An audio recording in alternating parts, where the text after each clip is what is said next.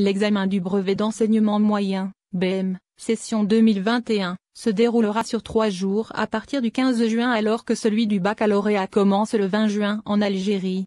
À l'approche de ces deux examens cruciaux, la cadence des cours de soutien s'accélère et avec elle les excès avec des tarifs qui vont du simple au double. Comment le pouvoir d'achat des enseignants s'est dégradé en 4 décennies. Les parents dont les enfants passent ces deux épreuves n'ont qu'un seul souci, mettre toutes les chances du côté de leurs enfants pour qu'ils obtiennent de bonnes moyennes à ces examens, surtout le bac qui ouvre les portes des universités et des grandes écoles.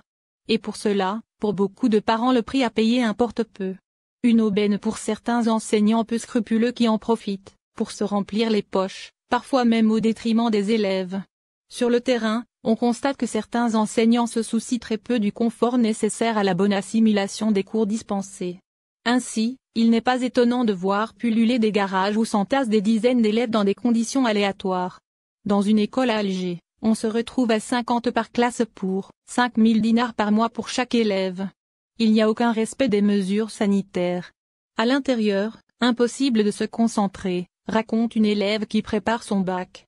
Dans d'autres écoles informelles, c'est-à-dire sans autorisation d'exercer, les classes sont moins surchargées, mais les tarifs sont exorbitants, 2 500 à 3 000 la séance de 2 heures pour chaque apprenti dans des classes d'une trentaine d'élèves. Des séances à 2 500 dinars l'heure, un fait que confirme Boualem Mamoura du syndicat SATEF qui met en cause la cupidité de certains enseignants appâtés par le gain. Un élève de plus, ce sont 2 500 DA de plus dans sa poche, dit-il très remonté. Notre interlocuteur raconte qu'un enseignant dans une wilaya du centre a loué une salle pouvant contenir jusqu'à 80 élèves. À raison de 2 500 par élève et par séance, les gains sont énormes. Ces cours sont rémunérateurs pour les enseignants qui les pratiquent.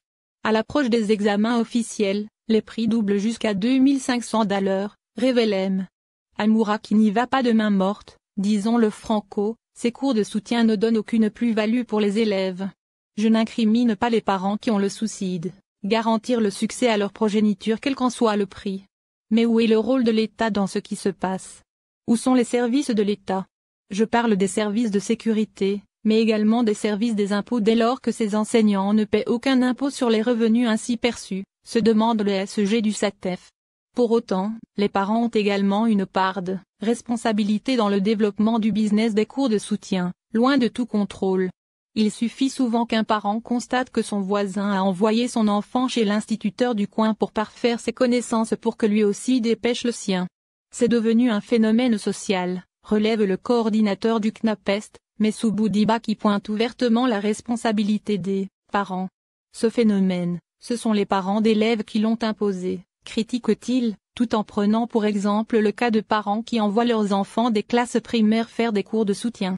Ces parents sont aussi victimes d'un système d'enseignement que les élèves autant que les enseignants dénoncent.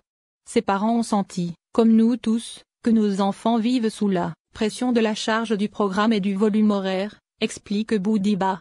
Le recours aux cours de soutien découle donc du souci des parents de consolider davantage les connaissances de leurs enfants, histoire de mettre toutes les chances de réussite de leur côté.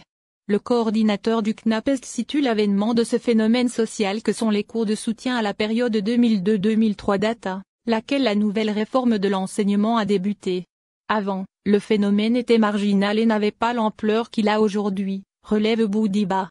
Selon lui, la nouvelle méthode d'enseignement amorcée depuis lors a bouleversé toutes les normes et a provoqué une telle pression sur les élèves, tant en matière d'approche que du point de vue du programme en lui-même. Une pression qui s'est répercutée à la fois sur l'élève et l'enseignant, accuse Messou Boudiba. D'après lui, si on peut admettre qu'un candidat au bac ou à l'examen du BEM puisse recourir à des cours de soutien, il est difficile de concevoir l'idée que des parents puissent y envoyer leurs enfants du primaire. Le SEG du SATEF met en cause l'école publique qui ne joue pas son rôle. Le niveau de l'enseignement a baissé.